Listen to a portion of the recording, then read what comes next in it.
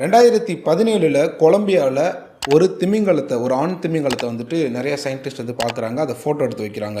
அவங்க ஃபோட்டோ எடுத்ததுக்கு முக்கியமான காரணம் என்ன அப்படின்னு பார்த்தீங்கன்னா, அதே திமிங்கலத்தை 2013 அவங்க அதே கொலம்பியா அந்த இடத்துலையே பார்த்துருக்காங்க.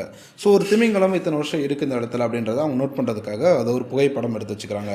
இதில் ஷாக்கிங்கான விஷயம் என்ன அப்படின்னு பார்த்தீங்கன்னா, 2022 5 வருடம் கழித்து சான்சிபார் அப்படின்ற ஒரு கடற்கரையில், அதுவுமே வந்து அதுலேருந்து கிட்டத்தட்ட ரொம்ப லாங்கில் இருக்கக்கூடிய ஒரு கடற்கரை, அந்த கடற்கரையில் வந்துட்டு இதே திமிங்கலத்தை வந்து அவங்க பார்க்குறாங்க.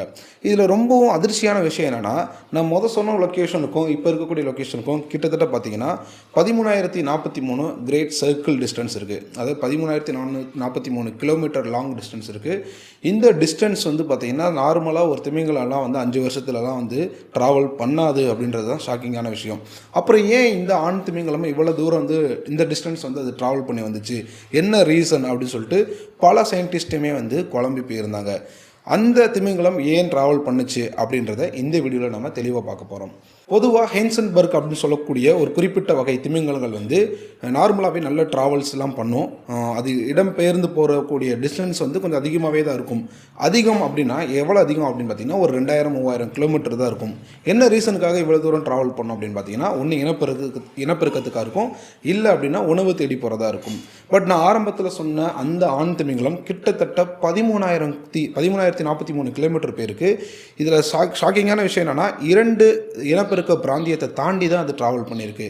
பொதுவாகவே இந்த மாதிரியான ஹென்சன்பர்க் அப்படின்ற திமிங்கலங்கள் வந்து கிரில் அப்படின்னு சொல்லக்கூடிய ஒரு கடல் உயிரினத்தை வந்து சாப்பிடும். ரொம்ப சின்ன சைஸில் இருக்கும். அது அந்த அதை தான் அதிகமாக அது விரும்பி சாப்பிடும்.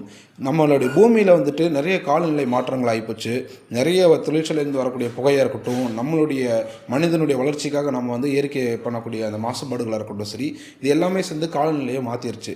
இதனால் அந்த கிரில் அப்படின்னு சொல்லக்கூடிய அந்த கடல் உயிரினமும் வந்து அழிஞ்சிக்கிட்டே வருது. அது இருக்கக்கூடிய இடங்களையுமே அது மாற்றிக்கிட்டே இருக்குது. இதனால் இந்த திமிங்கலங்களும் அந்த உணவை உட்கொள்கிறதுக்காக ரொம்ப தூரம் ட்ராவல் பண்ணிட்டு தான் இருக்காங்க. இதில் ஷாக்கிங் என்னென்னா, இந்த திமிங்கலம் 13,000 கிலோமீட்டர் வந்து அப்படி ஒரு உணவை உண்ணணுமா அப்படின்றது ஒரு கேள்விக்குறி. ஸோ இதுக்கு சயின்டிஸ்ட் வந்து 2 மெயினான ரீசனை சொல்கிறாங்க. ஃபஸ்ட்டு ரீசன் என்ன அப்படின்னு பார்த்தீங்கன்னா, திமிங்கலங்கள் வந்து எப்போயுமே வந்து ஒரு வெப்பமான இடங்களில் தான் வந்து இனப்பெருக்கத்தை வந்து அதுங்க பண்ணும். ஸோ வந்து இந்த திமிங்கலம் இனப்பெருக்கத்தை தேடி இவ்வளோ தூரம் ட்ராவல் பண்ணியிருக்கலாம் அப்படின்னு அவங்க ஒரு அசியூம் பண்ணுறாங்க. சரி, அப்படியே அது இனப்பெருக்கத்துக்காக ட்ராவல் பண்ணியிருந்தாலும் ஆல்ரெடி 2 பிராந்தியங்கள், இனப்பெருக்க பிராந்தியங்கள் நான் முன்னாடி சொன்னேன்ல, 2 வெப்பமான பிரதேசத்தை தாண்டி தான் அது வந்திருக்கு. ஸோ இது ரீசனாக இருக்க வாய்ப்பில்லை அப்படின்னு அவங்க ஒரு ஃபைனல் கன்க்ளூஷனுக்கு வராங்க.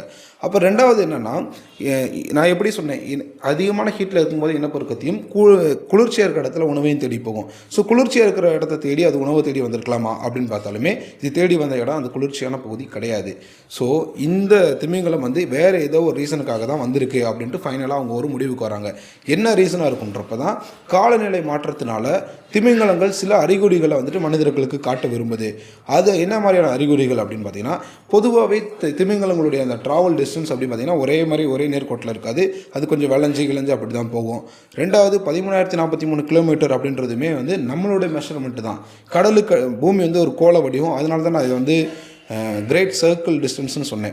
டைரெக்டாக நேராக ஒரு கோலத்துலேருந்து ஒரு புள்ளியிலேருந்து இன்னொரு புள்ளியை கனெக்ட் பண்ணுற டிஸ்டன்ஸை தான் நான் சொல்லியிருக்கேனே தவிர, அதுக்கு இடையில் எவ்வளோ ஆழம் இருக்குது, அது எவ்வளோ மேடு இருக்கும், எல்லாமே வந்து கடலுக்குள்ளே அந்த திமிங்கலம் ட்ராவல் பண்ணி வந்த விஷயங்களை பொறுத்து தான் இருக்குது. ஸோ 13,000 கிலோமீட்டருக்கும் மேலே தான் அது ட்ராவல் பண்ணி வந்திருக்கணும். ஒன்று இனப்பெருக்கத்துக்காக வர வழியிலேயே வந்து அது வந்து ட்ராவல் பண்ணியிருக்கணும். அதுக்கு அடுத்த கொஞ்ச நாளில் மறுபடியும் உணவை தேடி அது ட்ராவல் பண்ணியிருக்கணும். மீண்டும் இனப்பெருக்கத்துக்காக அடுத்த ட்ராவலை நேர் நோக்கி நடத்தியிருக்கணும். இப்படி நடத்தியிருந்தால் மட்டும்தான் அந்த 13,000 கிலோமீட்டர் இதனால் ரீச் பண்ணியிருக்க முடியும் அப்படின்ட்டு இப்போ ஃபைனலாக ஒரு கன்க்ளூஷனுக்கு வந்திருக்காங்க. பட் இதை உறுதிப்படுத்த முடியல அவங்களால. ஏன் இந்த திமிங்கலம் வந்துச்சு, எதற்காக இவ்வளோ தூரம் ட்ராவல் பண்ணுச்சு அப்படின்னு இன்ன வரைக்குமே சயின்டிஸ்ட் வந்து விழிப்புதிங்கிட்டு இருக்காங்க. பல பேருடைய கருத்துக்களில் மெயினான ஒரு முக்கியமான கருத்து என்னென்னா, காலநிலை மாற்றத்தினால இந்த ஒரு திமிங்கலம் இப்படி இவ்வளோ தூரம் ட்ராவல் ஆகிருக்கு. இதை நீங்கள் நோட் பண்ணால கண்டுபிடிச்சிங்க. இப்படி நோட் பண்ணாத எத்தனை திமிங்கலங்கள் இன்னும் அதிகமான டிஸ்டன்ஸை கடந்திருக்கு அப்படின்ட்டு நம்மளால் யூகிக்க முடியாது அப்படின்ற மாதிரி சொல்லியிருக்காங்க.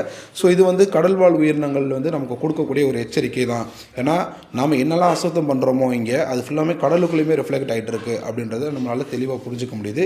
ஸோ இந்த திமிங்கலம் இவ்வளோ தூரம் ட்ராவல் பண்ணதுக்கு என்ன ரீசனாக இருக்கும்ட்டு நீங்கள் நினைக்கிறீங்களோ அதை கமெண்ட்டில் சொல்லுங்கள்.